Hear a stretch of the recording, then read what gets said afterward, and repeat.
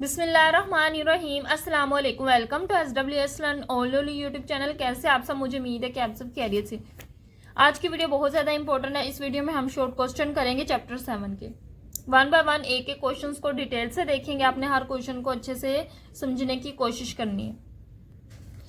पहला short question है, what do you understand by the rate of reaction. So rate of reaction को हम पहले ही कर चुके, चैप्टर के स्टार्ट पे था। तो यहाँ से लेकर आपने यहाँ तक रेट ऑफ रिएक्शन की डेफिनेशन करनी और साथ इसकी एक इक्वेशन कर लेनी, साथ कोई एग्जांपल दे सकते हो। अगला क्वेश्चन है, give difference between enthalpy change of reaction and energy of activation of the reaction. Activation और एनर्जी का डिफरेंस बताना और इंथैल्पी चेंज ऑफ रिएक्शन का डिफरेंस बताना। अच्छा, इंथैल्पी चेंज जो है ये चैप्टर 6 में हम डिटेल से पढ़ चुके, तो वहाँ से आपने इंथैल्पी चेंज की डेफिनेशन कर लेनी, एक्टिवेशन एनर्जी की डेफिनेशन। रेट ऑफ रिएक्शन के ऊपर वाले टॉपिक में ये जो पिंक कलर में लाइन लिखी हुई, the minimum amount of energy required for an effective collision between the reactant species is called activation energy. और ये आपने एक्टिवेशन एनर्जी की डेफिनेशन कर ली, दोनों के दरमियान डिफरेंस हो जाएगा। सो नेक्स्ट शॉर्ट क्वेश्चन करते हैं, difference between order and molecularity. Order of reaction क्या है और मोलिकुलरिटी, इन दोनों में डिफरेंस क्या है। तो आपको पता है हमने ऑर्डर ऑफ रिएक्शन को डिटेल से किया था कि order of reaction is given by sum of all exponent. Rate equation में जितने भी एक्सपोनेंट होते हैं उनका सम जो होता है ना, वो होता है order of reaction. Sum of all exponent to which concentration in the rate equation are raised. Order of reaction जो है ये एक्सपेरिमेंटली डिटरमाइंड वैल्यू होती है। जबकि मोलिकुलरिटी की बात, तो मोलिकुलरिटी क्या है, the number of reactant molecule involve in a chemical reaction is called it molecularity. Chemical reaction में जितने मॉलिक्यूल्स इन्वॉल्व होते हैं वो मॉलिकुलरिटी कहलाती है। It can be determined from balance chemical equation. अच्छा, ऑर्डर ऑफ रिएक्शन सिर्फ एक्सपेरिमेंटली डिटरमाइन कर सकते हैं, लेकिन मॉलिकुलरिटी को हम बैलेंस केमिकल इक्वेशन से भी ले सकते हैं। जैसे आपकी बुक में एग्जाम्पल दी हुई है, नाइट्रिक ऑक्साइड और 2 हाइड्रोजन मिल के H2O और N2 बना रहे। अब मॉलिकुलरिटी कितने मॉलिक्यूल्स रिएक्टेंट के इन्वॉल्व हो रहे, 2 NO के और 2 हाइड्रोजन के, 2 और 2 4। तो मोलिकुलरिटी ऑफ रिएक्शन के कितने रिएक्टेंट मॉलिक्यूल पार्टिसिपेट कर रहे हैं, तो 4 रिएक्टेंट मॉलिक्यूल पार्टिसिपेट कर रहे थे, 4 मॉलिकुलरिटी आ गई।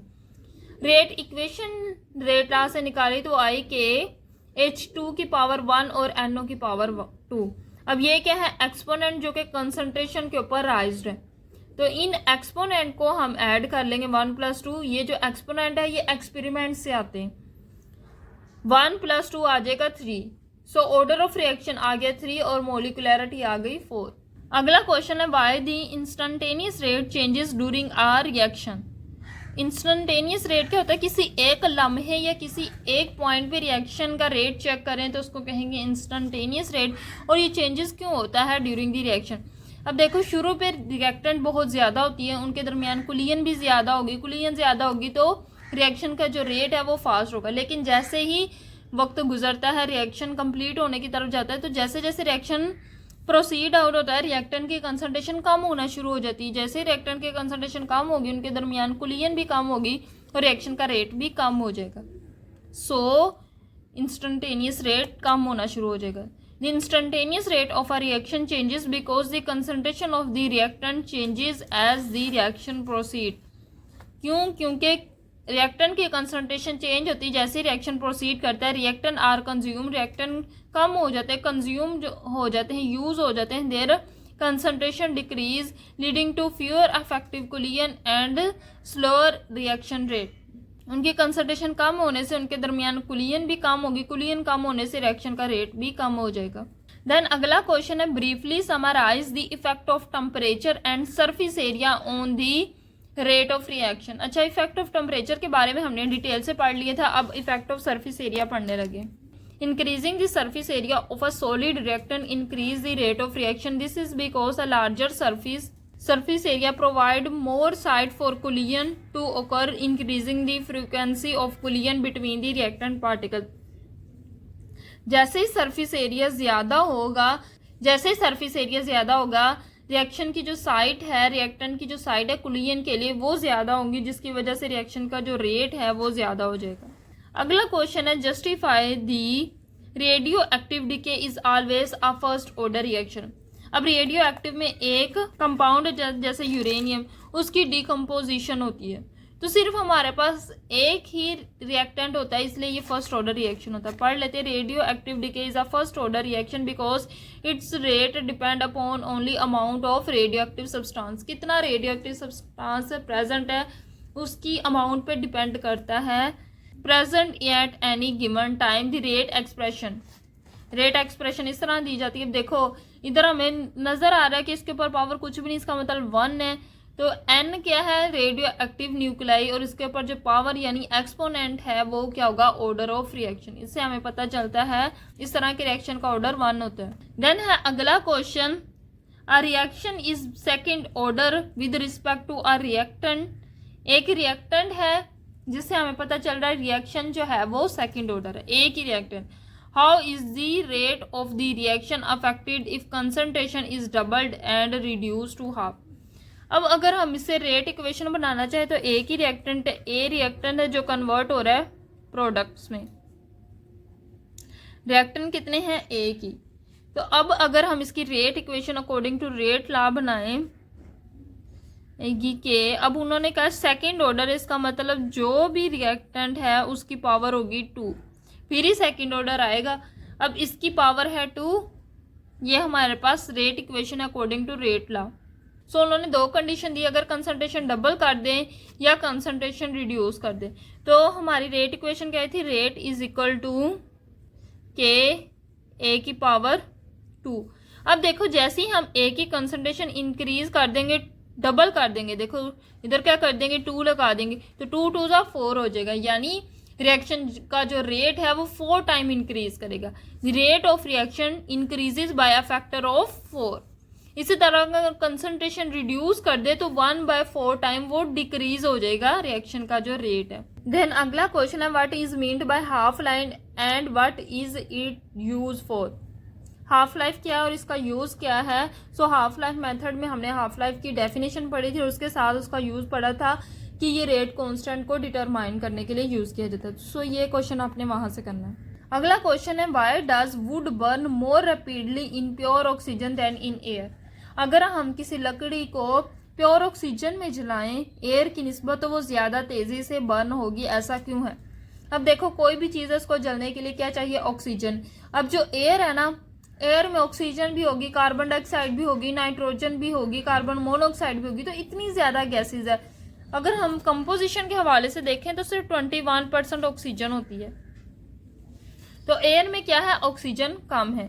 इसी तरह प्योर ऑक्सीजन की बात करें तो उसमें सिर्फ ऑक्सीजन ही ऑक्सीजन, यानी 100% हमारे पास ऑक्सीजन। तो जहां ऑक्सीजन ज्यादा वहां बर्निंग ज्यादा होगी। सो रीजन लिखते हैं, wood burn more rapidly in pure oxygen than air because the concentration of oxygen is higher in pure oxygen. Pure oxygen में जो कंसंट्रेशन है ऑक्सीजन की वो ज्यादा है। Air is only 21% oxygen while the pure oxygen is 100% oxygen. अब नीचे वाला आपने इतना भी कर ले तो काफी है। The higher concentration of oxygen in pure oxygen leads to the more collision between the wood molecule and oxygen molecule. जितनी ज्यादा ऑक्सीजन की कंसंट्रेशन ज्यादा होगी उतना ही ज्यादा वो वुड के जो मॉलिक्यूल्स है उसके साथ टकराएगा और resulting in a faster rate of combustion, जिससे जो कंबस्टन है, बर्निंग है वुड की, वो ज्यादा होगी। देन अगला क्वेश्चन है, catalyst lower the activation energy of a chemical reaction, illustrate it. अब कहते हैं कि कैटलिस्ट जो है वो एक्टिवेशन एनर्जी की वैल्यू को कम करता है, इसको आपने इलस्ट्रेट करना है, इसके ऊपर रोशनी डालनी। A catalyst lower the activation energy of a chemical reaction, this can be illustrated by energy profile diagram. Energy profile diagram से हम इस पर रोशनी डाल सकते हैं। अब देखो ये जो ऊपर वाली कर्व है ये ऐसे रिएक्शन की है जिसमें कोई कैटलिस्ट यूज नहीं हो रहा। तो अगर हम पीक से लेकर रिएक्टेंट तक देखें तो एक्टिवेशन एनर्जी की वैल्यू बहुत ज्यादा है। Activation energy for uncatalysed reaction के लिए बहुत ज्यादा है।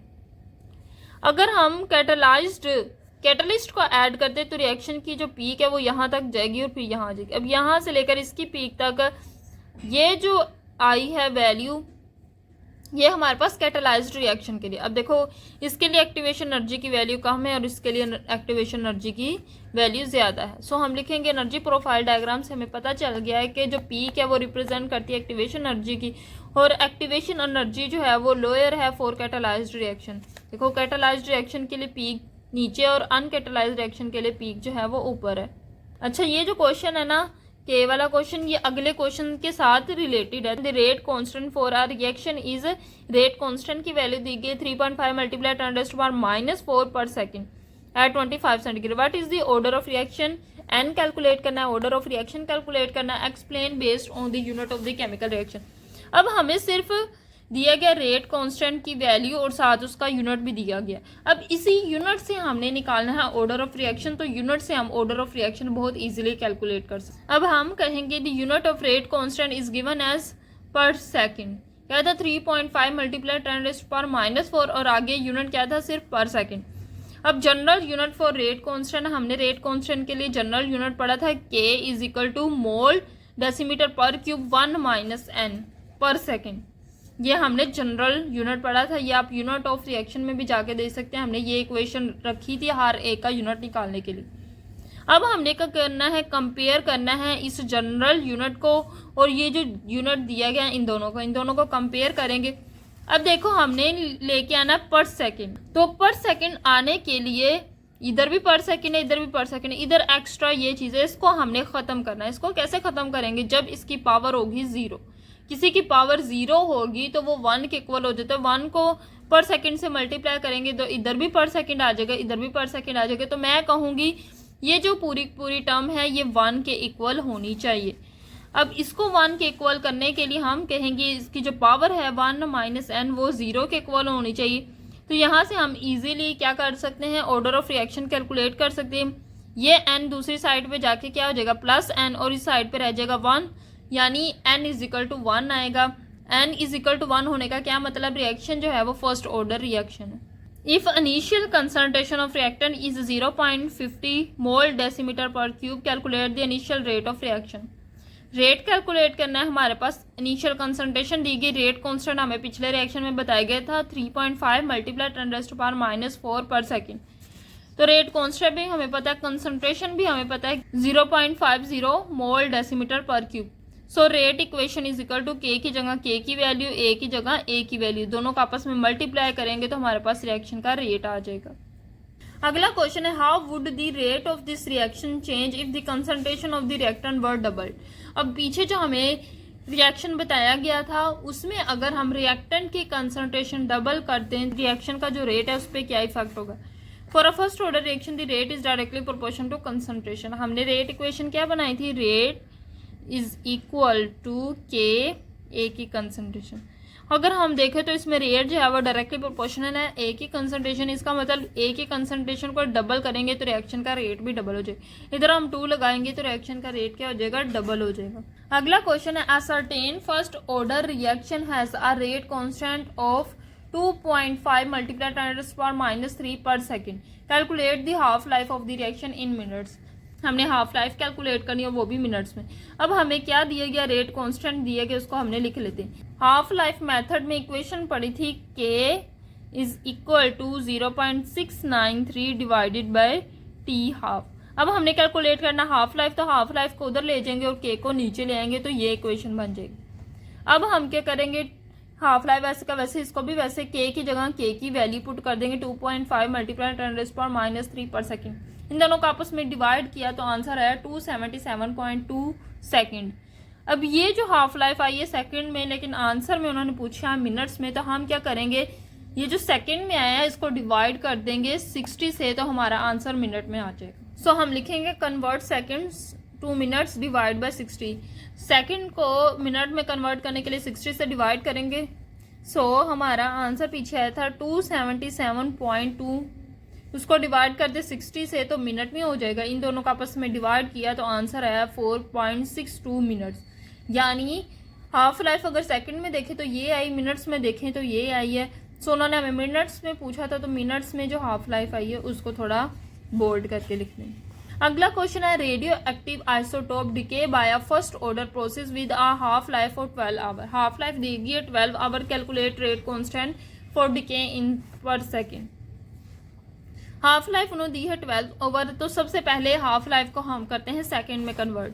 आवर्स में पहले आवर्स को मिनट में कन्वर्ट करने के लिए 60 से मल्टीप्लाई करेंगे, फिर मिनट्स को सेकंड में कन्वर्ट करने के लिए फिर 60 से मल्टीप्लाई करेंगे।